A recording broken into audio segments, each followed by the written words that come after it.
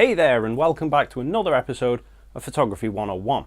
So far in this series we've worked out what aperture, shutter and ISO are and how they affect an image. So now today we're going to look at how we measure these in f-stops and also the relationship between adjusting these settings in what we call the exposure triangle. Let's begin.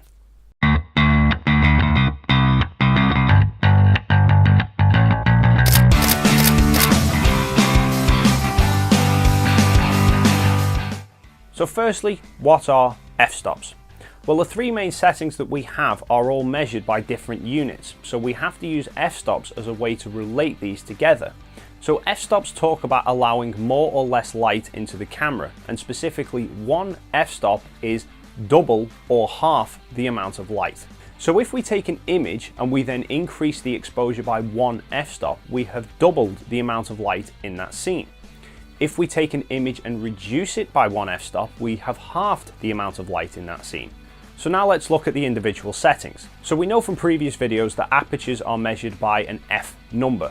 So the aperture range goes something like f1, f1.4, f2, f2.8, f4, f5.6, f8, and then off the screen it goes. Now these jumps are full f-stops. So if we take an image at f4 and we then increase the aperture to f2.8, we have doubled the amount of light getting into the camera. If we go from f4 to f5.6, we have halved the amount of light.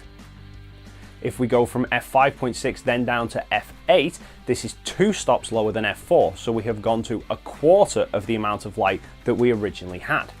But that's too broad a jump when you're trying to compose an image, so we have access to thirds of f-stops. So every one of these full f-stops is broken up into thirds of a step.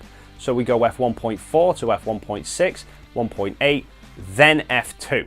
So each of these little steps is 1/3 of an f-stop, or 33% more or less light than before. Now let's look at the shutter speed. We know that the shutter is opening the sensor up to light for a certain amount of time. So therefore we measure it in an amount of time. Usually either as seconds or a fraction of a second. Most cameras will allow you to set a shutter ranging from 1/4000th of a second at its fastest speed, ranging up to 30 seconds at its slowest speed. And in exactly the same way as with aperture, there are full f-stop jumps, so we go 4,000th of a second, 2,000, 1,000, 500 and so on. That means that if we take an image at 500th of a second, if we want to reduce that exposure by one f-stop, it means that we have to half the amount of time that the shutter is open because we want to half the amount of light getting into the camera. So we go from a 500th of a second down to a 1,000th of a second. And lastly, ISO. So ISO is the camera artificially increasing the signal in order to brighten up the image.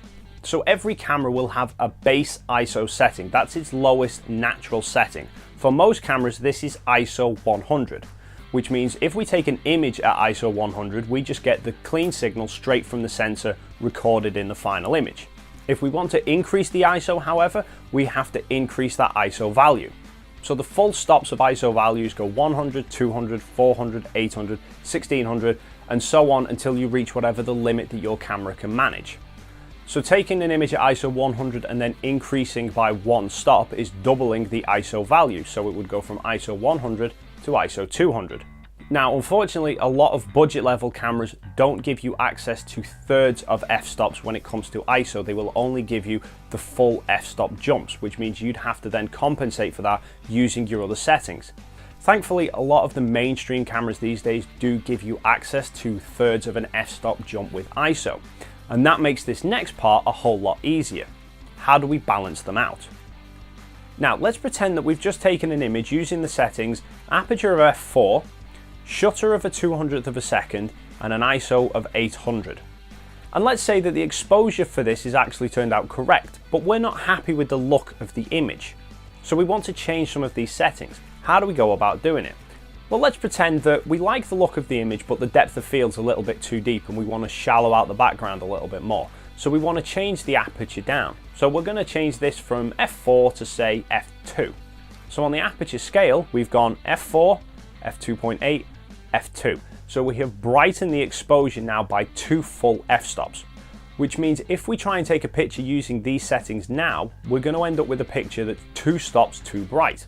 So we need to adjust these other settings in order to compensate that extra light. We could just change the shutter speed. We could bring it 2 stops faster in order to compensate that extra light. So we'd go from a shutter of 200th of a second to 400th to 800th. So we would go to an 800th of a second shutter speed. And that would give you the same amount of light as the original settings, but with a different combination. But maybe you don't want the shutter to be that high. Maybe you actually want it to be slightly slower because you're trying to add a bit of blur to it.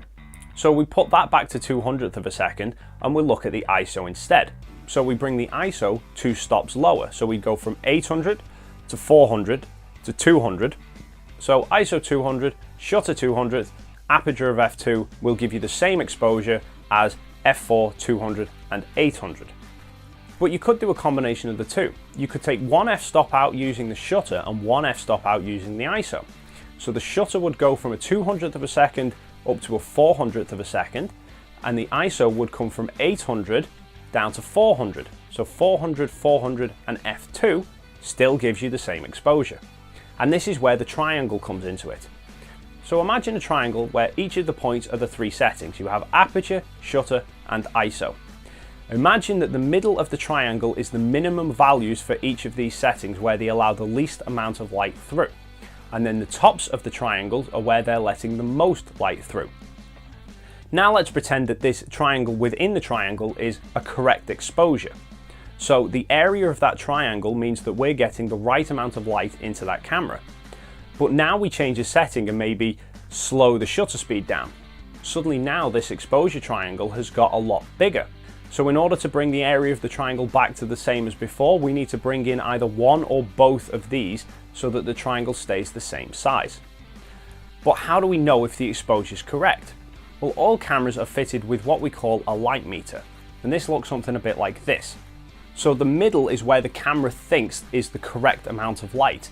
Anything more than that means it's too bright. Anything less than that means the camera thinks it's too dark. Now this is only a rough guide, probably shouldn't be taken as gospel as sometimes they can be a little bit inaccurate, but as a starting point they work really, really well.